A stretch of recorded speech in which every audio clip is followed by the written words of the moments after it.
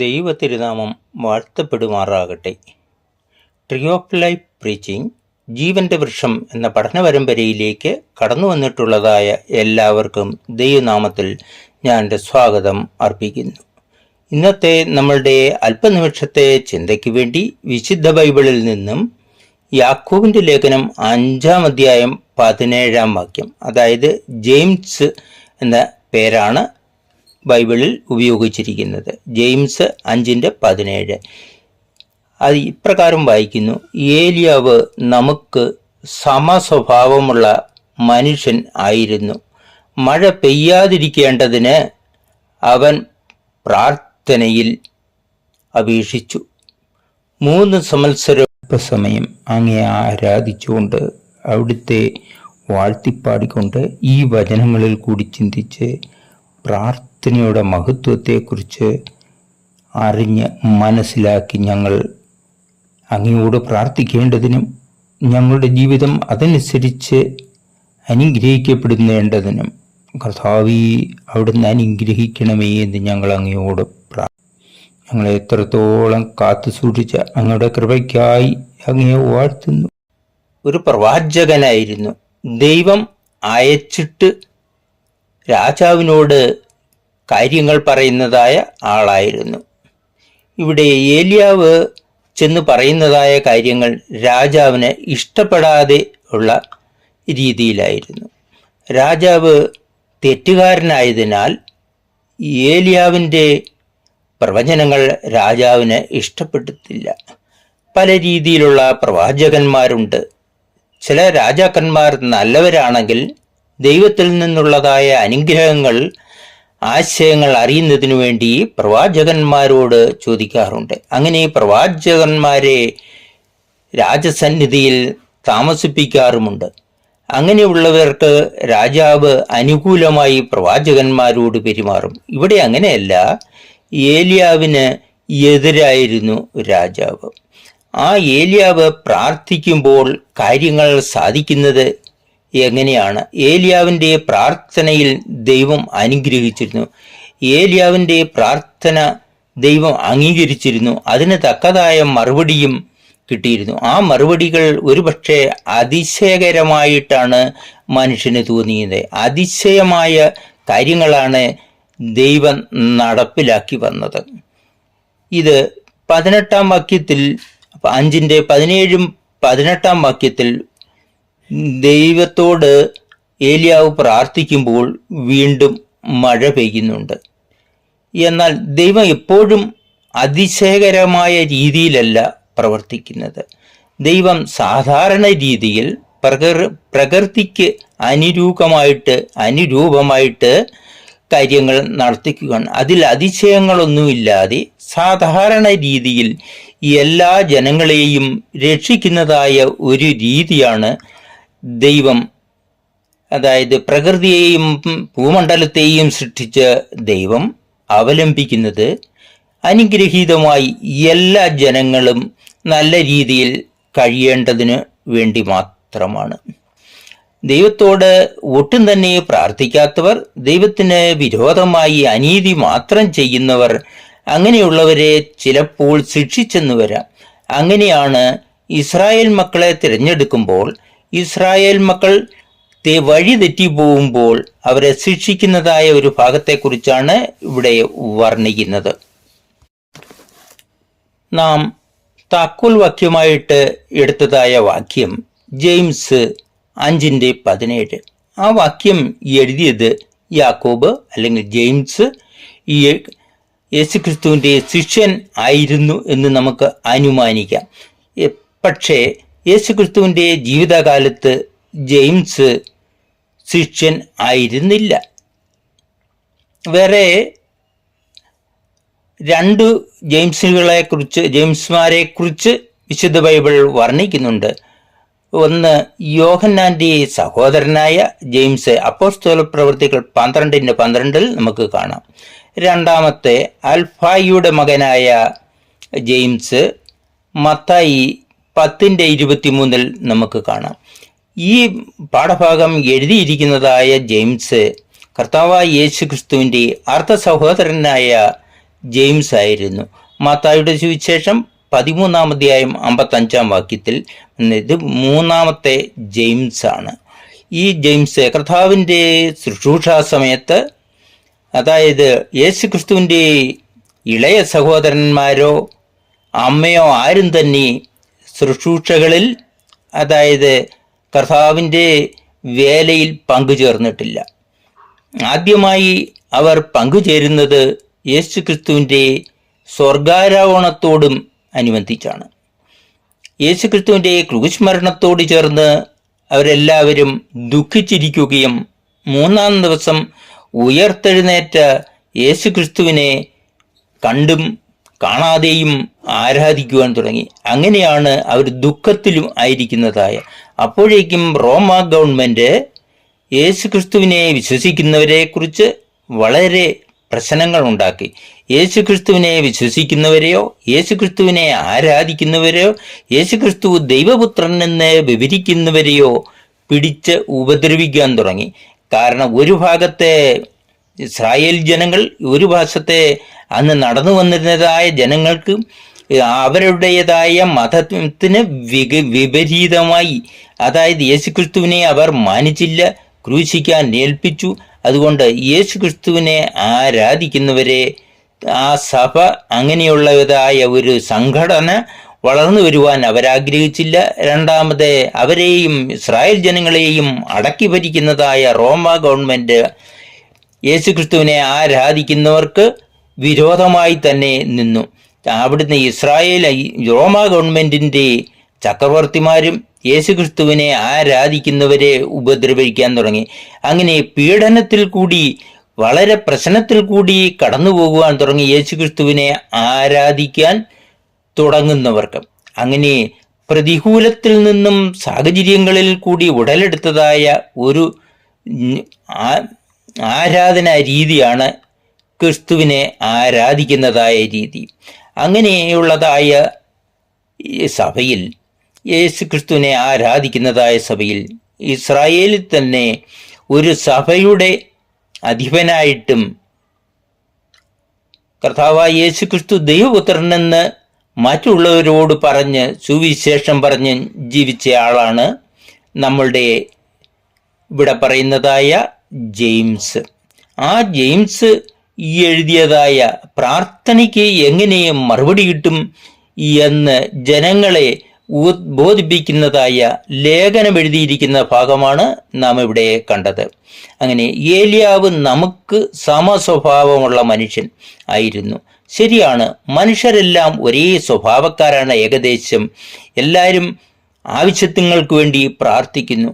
അങ്ങനെ ഈ ഏലിയാവും സ്വന്തം ആവശ്യത്തിനു വേണ്ടി അല്പമായിട്ട് പ്രാർത്ഥിക്കുന്നുണ്ട്. ഏലിയാവിനെ രാജാവ് ഉപദ്രവിക്കാൻ വരുമ്പോൾ അതിൽ നിന്ന് രക്ഷയ്ക്ക് വേണ്ടി ദൈവത്തോട് പ്രാർത്ഥിക്കുന്നുണ്ട്. ഇവിടെ പൊതുജനങ്ങളുടെ, ഇസ്രായേൽ ജനങ്ങൾക്ക് മൊത്തമായിട്ട് പരാജയത്തിൽ പോകുന്നവർക്ക് വേണ്ടി അവരെ രക്ഷിക്കുവാനുള്ള ഉപാധിയായിട്ട് ഒരു കാര്യം തെരഞ്ഞെടുത്തതാണ് ഏലിയാവ്. അങ്ങനെ മഴ പെയ്യാതിരിക്കേണ്ടതിന് അവൻ പ്രാർത്ഥനയിൽ ദൈവത്തോട് അപേക്ഷിച്ചു. ഇസ്രായേൽ രാജ്യത്ത് ആ കാലത്ത് വിശുദ്ധ ബൈബിൾ പഴയ നിയമത്തിൻ്റെ കാലത്ത്, പഴയ നിയമത്തിൽ എഴുതിയിരിക്കുന്ന കാലത്ത് ദൈവത്തോട് പ്രാർത്ഥിച്ചു. 3 സംവത്സരവും 6 മാസവും മഴ പെയ്തില്ല എന്നാണ് വിശുദ്ധ ബൈബിൾ രേഖപ്പെടുത്തുന്നത്. അത് പഴയ നിയമത്തിൽ 1 രാജാക്കന്മാർ 17-ാം അധ്യായം 18-ാം അധ്യായം എന്നീ ഭാഗങ്ങളിൽ വിവരിക്കുന്നു. ആ സമയത്ത് ഇസ്രായേൽ കാലങ്ങൾ പലത് കടന്നുപോയി. മനുഷ്യരുണ്ടായപ്പോൾ മുതൽ ജനങ്ങൾ പെരുകാൻ തുടങ്ങി. അങ്ങനെ പെരുകുന്ന ഇടത്ത് പല സ്ഥലത്തും ദൈവത്തെ അറിയുന്നവരായ ചുരുക്കം ചിലർ ദൈവത്തെ ആരാധിച്ചും വന്നു. അങ്ങനെ കാലങ്ങൾ പോയ സമയത്താണ് ആബ്രഹാമിനെ കൽദയരുടെ ഊരിൽ നിന്നും ദൈവം തെരഞ്ഞെടുത്ത് നല്ലൊരു രാജ്യത്തേക്ക്, ഫലപുഷ്ടമുള്ള ഒരു രാജ്യത്തേക്ക് ക്ഷണിക്കുന്നതും അങ്ങനെ കൊണ്ടുപോകുന്നതും. അങ്ങനെ അബ്രഹാം പോകുന്ന വഴിയിൽ പല പ്രാവശ്യം ചില പരാജയങ്ങളൊന്നും അബ്രഹാമിൻ്റെ ഭാര്യമാരെയും ഹാഗാറിനെയും കെതൂറായെയും സാറയെയും ഉൾപ്പെടെ എല്ലാ ഭാര്യമാരെയും മറ്റ് ശത്രുരാജ്യക്കാർ പിടിച്ചുകൊണ്ടുപോയി. അബ്രഹാമിൻ്റെ പ്രോപ്പർട്ടിയെല്ലാം, അതായത് മൃഗസമ്പത്തുകളെയും ശത്രുരാജ്യത്തേക്ക് കൊണ്ടുപോയി. അങ്ങനെ കൊണ്ടുപോകുമ്പോൾ അബ്രഹാമിന് സ്വയം ആ ശത്രുരാജാവിനെ ജയിക്കുവാനുള്ള ശക്തിയില്ല, പട്ടാളമില്ല. അബ്രഹാം തികച്ചും ഒരു ആട് മേയിക്കുന്നവൻ അല്ലെങ്കിൽ പശുക്കളെ മേയിക്കുന്നവൻ, ഒരു കർഷകനെ മാത്രമായിരുന്നു. അതായത് കന്നുകാലികളെ മേയിക്കുന്ന ഒരാൾ. കുറേ വേലക്കാർ മാത്രമേ ഉള്ളായിരുന്നു അബ്രഹാമിന്. അങ്ങനെ ആ സമയത്താണ് സാലേം രാജാവായ മെൽക്കിസദേക്ക് അബ്രഹാമിനെ സഹായിക്കാൻ ചെല്ലുന്നത്. മെൽക്കിസദേക്ക് സാലേം എന്ന രാജ്യത്തിൻ്റെ രാജാവായിരുന്നു. അദ്ദേഹത്തിന് തികച്ചും പട്ടാളക്കാരുണ്ടായിരുന്നു, അദ്ദേഹത്തിൻ്റെതായ ആർമി ഉണ്ടായിരുന്നു. സാലേം രാജാവ് ദൈവത്തിൻ്റെ പുരോഹിതനായിരുന്നു. നാം ഇവിടെ പറഞ്ഞതുപോലെ ചില സ്ഥലത്ത് ദൈവത്തെ ആരാധിക്കുന്നവരുണ്ട്. ദൈവത്തെ ആരാധിക്കാൻ വേണ്ടി ഇസ്രായേലിന് മുൻപിട്ട് തന്നെയും പല സ്ഥലത്തും ദൈവത്തെ ആരാധിക്കുന്നവരുണ്ടായിരുന്നു. അങ്ങനെ സാലേം രാജാവ് ദൈവത്തെ ആരാധിക്കുന്നതായ അബ്രഹാമിനെ സഹായിക്കുവാൻ വേണ്ടി മുന്നോട്ട് വന്നു. അബ്രഹാമിനെ ശത്രുക്കളിൽ നിന്നും രക്ഷിക്കുന്നതിന് അബ്രഹാമിൻ്റെ ഭാര്യമാരെയും വീട്ടംഗങ്ങളെയും മൃഗസമ്പത്തിനെയും തിരിച്ചു പിടിക്കുന്നതിന് സാലേം രാജാവ് മെൽക്കിസദേക്ക് തൻ്റെ പട്ടാളത്തെ വിട്ടുകൊടുത്തു. അബ്രഹാമിനോടുകൂടെ തൻ്റെ പട്ടാളത്തെയും വിട്ടുകൊടുത്തു. അങ്ങനെ അബ്രഹാം ആ ശത്രുരാജ്യത്തെ തോൽപ്പിച്ച് തൻ്റെ ഭാര്യമാരെയും മക്കളെയും വേലക്കാരെയും തൻ്റെ മൃഗസമ്പത്തിനെയും രക്ഷിച്ച് തിരിച്ചു കൊണ്ടുവരുന്നു. ആ വേളയിൽ അബ്രഹാം സാലേം രാജാവിന് തൻ്റെ കിട്ടിയതായ ശത്രുരാജ്യത്തെ പിടിച്ചടക്കിയതിൽ നിന്ന് കിട്ടിയതായ ആ വരുമാനത്തിൻ്റെ 10% അബ്രഹാം സാലേം രാജാവിന് കൊടുത്തു. അത് പുരോഹിതനെന്ന രീതിയിൽ മാത്രമല്ല, തന്നെ രക്ഷിച്ചതായ രാജാവ് സാലേം രാജാവ് മെൽക്കിസദേക്ക് തൻ്റെ പട്ടാളത്തെ വിട്ട് അബ്രഹാമിനെ സഹായിക്കുന്നതിന് വിട്ടതിനാൽ ഒരു ചെറിയ ഗിഫ്റ്റ് കൊടുത്ത് അവരുടെ സ്നേഹസംബന്ധമായ റിലേഷൻ പുതുക്കുകയാണ്. പല വീഴ്ചകൾക്കും താഴ്ചകൾക്കും പിന്നീട് അബ്രഹാമിൻ്റെ സന്തതി കനാൻ ദേശത്ത് പാർക്കുവാനുണ്ട്. ആദ്യം പോയിട്ട് പിന്നെ അവർ വീണ്ടും ഈജിപ്തിലേക്ക് പോയെങ്കിലും വീണ്ടും തിരിച്ചു വന്ന് കനാൻ ദേശത്ത് പാർത്തു. ആ കനാൻ ദേശത്ത് പാർക്കുമ്പോൾ അങ്ങനെ ഇസ്രായേൽ രാജ്യം വീണ്ടും വളർന്നു വന്നു. ഭാവിയിൽ കുറേ കാലങ്ങൾ കഴിഞ്ഞപ്പോൾ ഇസ്രായേലെന്നും ജൂദയെന്നും രണ്ടായി തിരിഞ്ഞു. അങ്ങനെ ഇസ്രായേൽ ഭരിക്കുവാൻ ആ കാലയളവിൽ വന്നത് ഓമ്രിയുടെ മകനായ ആഗാബ് ഇസ്രായേൽ രാജ്യത്ത് രാജാവായിട്ട് ശമരിയയിൽ ഭരിക്കുവാൻ വേണ്ടി ഓമ്രി വാങ്ങിച്ചതായ ശമരിയ മലമുകളിലും അവിടെ രാക്കൊട്ടാരത്തിൽ ഭരിക്കുവാൻ വന്നത് ഓമ്രിയുടെ മകനായ ആഗാബ് രാജാവായിരുന്നു. ആ കാലത്ത് ഓമ്രിയുടെ മകനായ ആഗാബും വളരെ മ്ലേച്ഛമായ കാര്യങ്ങൾ, അതായത് ഇസ്രായേൽ ദൈവത്തെ ആരാധിക്കുന്ന ജനതയെ തെറ്റായിട്ട് ഉള്ള വഴികളിൽ നടത്തി. കാരണം എന്താണെന്ന് ചോദിച്ചാൽ, രാജാവ് തെറ്റായ രീതിയിൽ ആരാധിക്കുന്ന ആളാവുമ്പോൾ ജനങ്ങളും അതുപടി പോകും. അങ്ങനെയാണ് തെറ്റായ വഴികളിൽ നടന്നത്. രാജാവ് ദൈവമല്ലാത്തവയെ ദൈവമായിട്ട് ആരാധിച്ചു. ബാൽ ദൈവത്തിൻ്റെ പേരിലും അശോരാപ്രതിഷ്ഠയുടെ പേരിലും ദൈവമല്ലാത്തവയെ ദൈവമായിട്ട് കണ്ടുകൊണ്ട് ആരാധിക്കുകയും ഇസ്രായേൽ ജനങ്ങൾ അത് കണ്ടിട്ട് രാജാവ് ആരാധിച്ചതുപോലെ തന്നെ ഇസ്രായേൽ ജനം ആരാധിക്കാൻ തുടങ്ങി. രാജാവും ഇസ്രായേല്യനാണ്.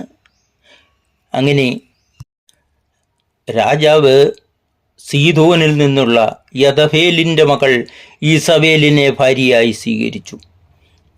അത് വീണ്ടും രാജാവിനെ തെറ്റായ നടത്തിപ്പിലേക്ക് നയിച്ചു. ഈസബേൽ തന്നെ ശക്തിമതിയും ദൈവത്തെ ആരാധിക്കുന്നവരെ അതായത് ദൈവത്തെ ആരാധിക്കുന്ന പ്രവാചകന്മാരെ കൊന്നൊടുക്കുന്നവരും ആയിരുന്നു.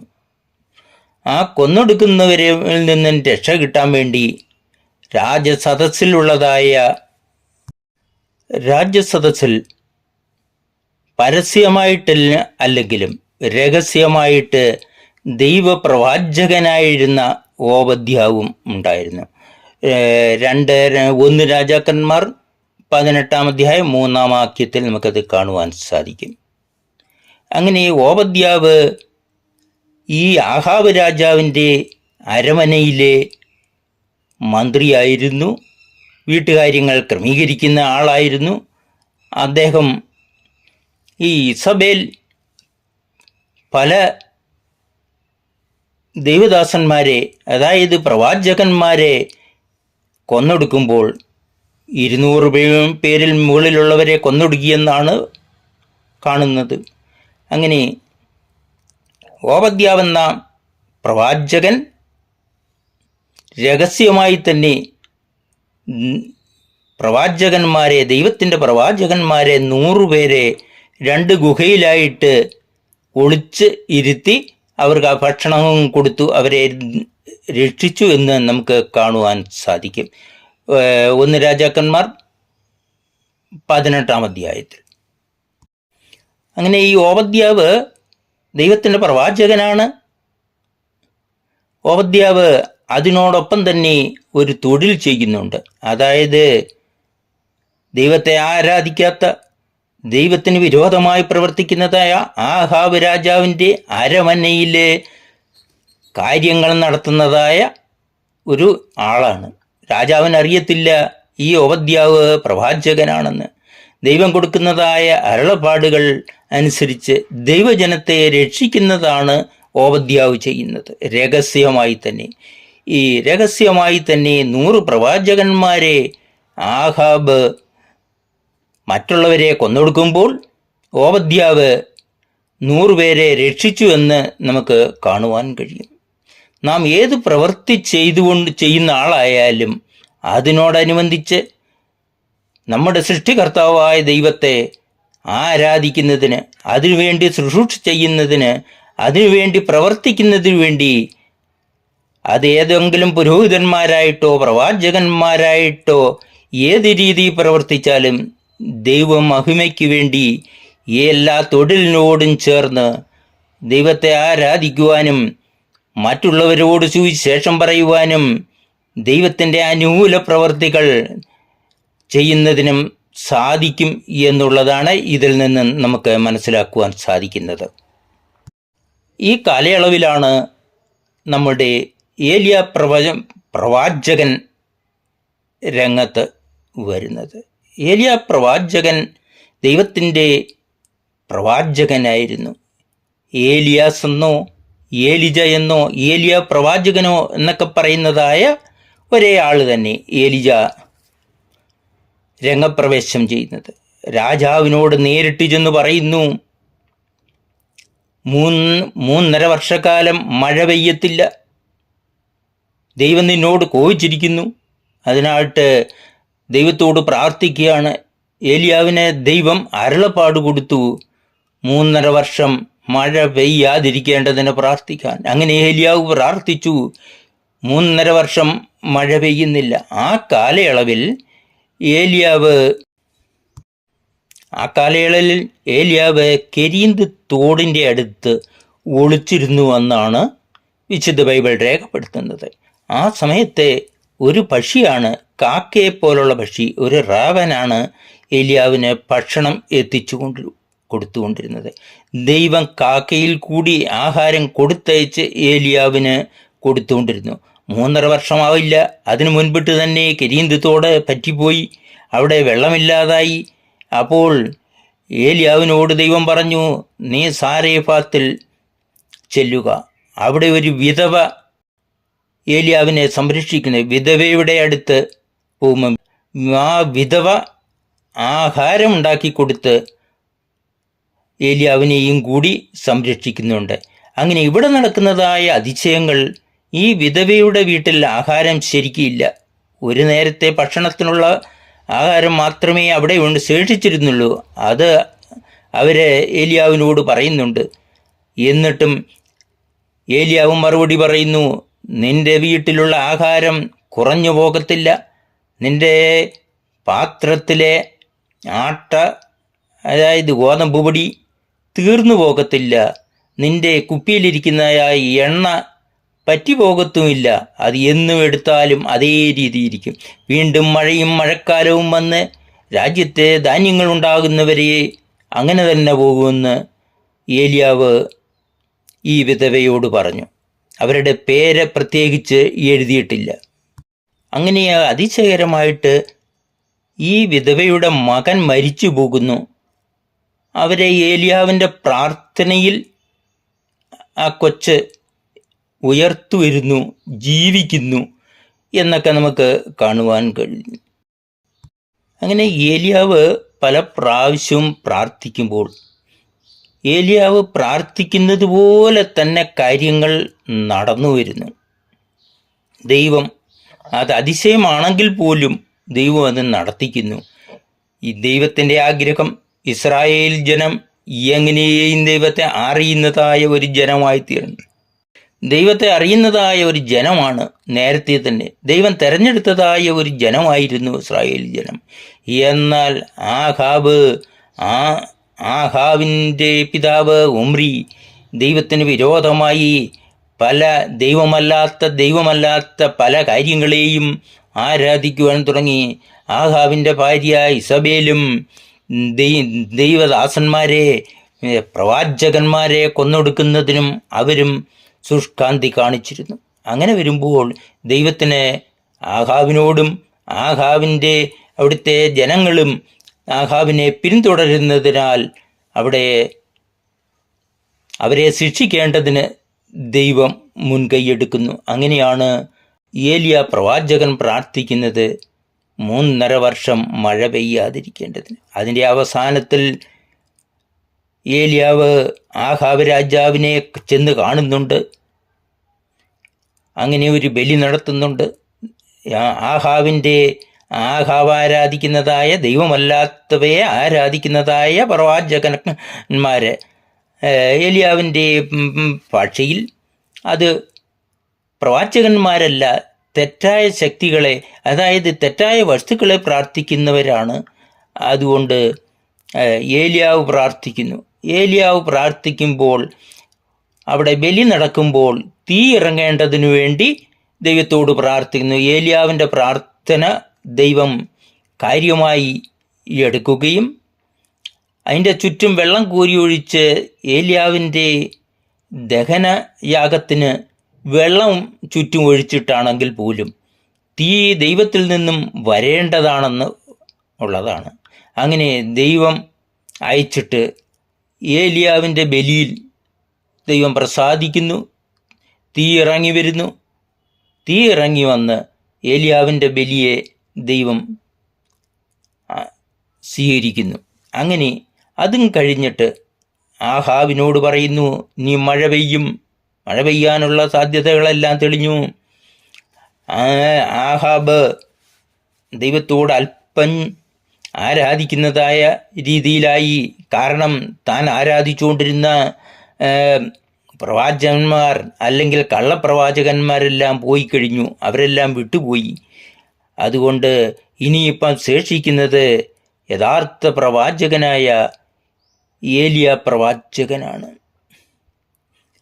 ആ പ്രവാചകൻ പ്രാർത്ഥിച്ചു, ഏലിയ പ്രവാചകൻ പ്രാർത്ഥിച്ചു വീണ്ടും മഴ പെയ്യേണ്ടതിന്. ഏലിയാവിൻ്റെ ആഗ്രഹവും ദൈവത്തിൻ്റെ ആഗ്രഹവും ഒന്ന് തന്നെയായിരുന്നു. ഏലിയാവ് പ്രാർത്ഥിക്കുമ്പോൾ വീണ്ടും മഴ പെയ്യും. വീണ്ടും ഏലിയാവ് പ്രാർത്ഥിച്ചുകൊണ്ടിരിക്കുന്ന ഇടയത്ത് ആ സമയത്ത് തന്നെ തൻ്റെ ശിഷ്യനോട് പറയുന്നു, നീ കടലിലോട്ട്, കടൽക്കരയോട്ട്, കടൽ ഭാഗത്തോട്ട് ചെന്ന് നോക്കുക, അവിടെ മേഘം വരുന്നുണ്ടോ എന്ന് നോക്ക്. ആദ്യമേ പോയിട്ട് ശിഷ്യൻ പറയുന്നു വരുന്നില്ല. രണ്ടാമതും പോയി. അങ്ങനെ പല പ്രാവശ്യം പോയി. ഒരു പ്രാവശ്യം ഒരു കൈപ്പത്തിയോളം വലിപ്പമുള്ള മേഘത്തെ കാണുന്നു എന്നും പറഞ്ഞു. അങ്ങനെയാണ് ആഹാബിനെ അറിയിക്കുവാൻ, ആ മഴ പെയ്യാനുള്ള സാധ്യത അറിയിക്കുവാൻ വേണ്ടി ഏലിയാവ് തൻ്റെ ശിഷ്യന്മാരെ അയക്കുന്നതും.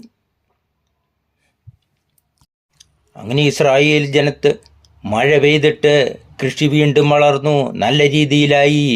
അങ്ങനെ ഇസ്രായേൽ ജനം ദൈവത്തിൽ ആശ്രയിച്ച്, അതായത് മറ്റ് ദൈവങ്ങളല്ലാത്തവയെ പ്രാർത്ഥിക്കുന്ന പ്രാർത്ഥന നിർത്തിയിട്ട് എല്ലാവരും നല്ലവരായിട്ട്, എല്ലാവരും ജീവനുള്ള ദൈവത്തെ ആരാധിക്കുന്നവരായിട്ട് ജീവിക്കുവാൻ തുടങ്ങിയത്.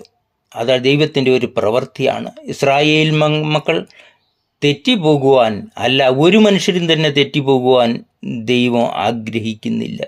ദൈവം ആഗ്രഹിക്കുന്നത് സൃഷ്ടാവായ ദൈവത്തെ ആരാധിച്ചുകൊണ്ട് ജനങ്ങൾ സൗമ്യതയിലും സന്തോഷത്തിലും അനുഗ്രഹമായിട്ട് ജീവിക്കേണ്ടതിനാണ്.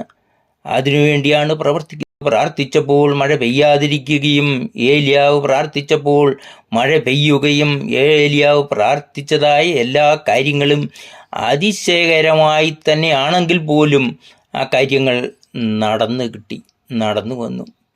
അങ്ങനെ ആ കാര്യത്തെ ഉദ്ധരിച്ചുകൊണ്ടാണ് നമ്മുടെ പുതിയ നിയമത്തിലെ ജെയിംസ് ഈ ലേഖനം എഴുതിയിരിക്കുന്നത്. ഏലിയാവ് നമുക്ക് സമസ്വഭാവമുള്ള മനുഷ്യനായിരുന്നു. ശരിയാണ്, മനുഷ്യരെല്ലാം സമസ്വഭാവമുള്ളവരാണ്. ആര് പ്രാർത്ഥിച്ചാലും ദൈവത്തോട് അകമൊഴിഞ്ഞ് പ്രാർത്ഥിച്ചാൽ, ദൈവത്തോട് മനസ്സ് വെച്ച് പ്രാർത്ഥിച്ചാൽ ആ പ്രാർത്ഥനയുടെ ഫലം കിട്ടും എന്നാണ് ജെയിംസ് വിചാരിക്കുന്നതും ജെയിംസ് ഇസ്രായേലിലെ സഭയോട് പറഞ്ഞിരിക്കുന്നതും അതുതന്നെയാണ്. ഏലിയാവ് നമുക്ക് സമസ്വഭാവമുള്ള മനുഷ്യൻ ആയിരുന്നു. മഴ പെയ്യാതിരിക്കേണ്ടതിന് അവൻ പ്രാർത്ഥനയിൽ ദൈവത്തോട് അപേക്ഷിച്ചു. 3.5 സംവത്സരവും 6 മാസവും ദേശത്ത് മഴ പെയ്തില്ല. 3.5 മാസത്തിന് ശേഷം വീണ്ടും ദൈവം മഴ പെയ്യിക്കേണ്ടതിന് ഏലിയാവ് പ്രാർത്ഥിച്ചു.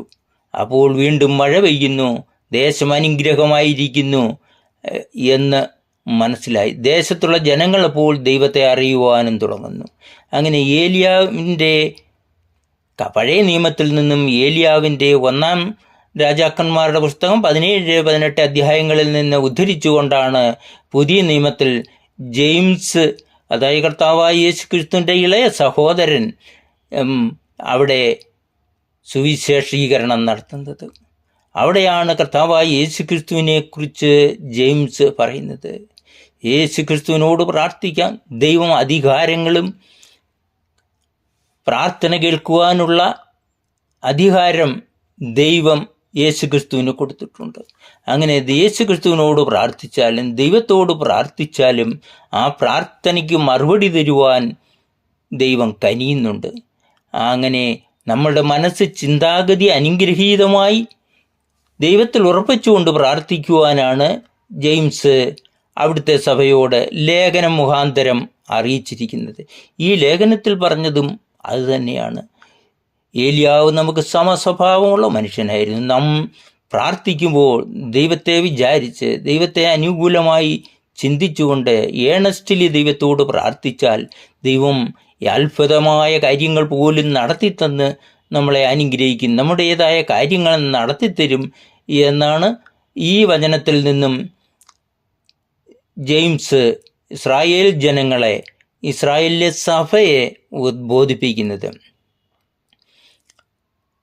ജെയിംസ് കർത്താവായ യേശു ക്രിസ്തുവിൻ്റെ ഇളയ സഹോദരനായിരുന്നു. അവിടെ ക്രിസ്ത്യാനിറ്റി ആ കാലത്താണ് വളർന്നത്. ഇസ്രായേൽ ജനങ്ങളിൽ നിന്നും ഇസ്രായേൽ ജനം ക്രിസ്ത്യാനിറ്റിയിലോട്ട് മാറുന്നത്, അതായത് യേശു ക്രിസ്തുവിനെ അവർ വിശ്വസിച്ചില്ല. യേശു ക്രിസ്തുവിനെ ദൈവപുത്രനെന്ന് വിശ്വസിക്കാഞ്ഞതുകൊണ്ട് അങ്ങനെ യേശു ക്രിസ്തുവിനെ ആരാധിക്കുന്നവരെ ശിക്ഷിക്കുന്നതായ ഒരു കാലയളവായിരുന്നു പഴയ നിയമകാലത്തും പുതിയ നിയമത്തിൻ്റെ ആദ്യ സുവിശേഷങ്ങളിലും രേഖപ്പെടുത്തിയിരിക്കുന്നത്. പിന്നെ ലേഖനങ്ങളൊക്കെ എഴുതുന്നതായ സമയത്ത് ക്രിസ്ത്യാനിറ്റി വളരുന്നുണ്ട്. യേശു ക്രിസ്തുവിനെ ജനങ്ങൾ ആരാധിക്കുന്നുണ്ട്. ദൈവപുത്രനായ യേശു ക്രിസ്തുവിനെ ആരാധിച്ച് പുതിയ നിയമസഭ അന്നു മുതൽ ഇന്നു വരെയും വളർന്നു വരുന്നു. യേശു ക്രിസ്തുവിനെ ആരാധിക്കുന്നതായ ഒരനുഭവമാണ് നാം ഇപ്പോൾ കണ്ടുകൊണ്ട് വരുന്നതും. ഇത്രയും സമയം ഈ വാക്കുകളോട് സഹകരിച്ചും കേട്ടുമിരുന്നതായ എല്ലാവർക്കും എൻ്റെ നന്ദിയും സ്നേഹവും അറിയിച്ചു കൊള്ളുന്നു. എല്ലാവർക്കും നമസ്കാരം.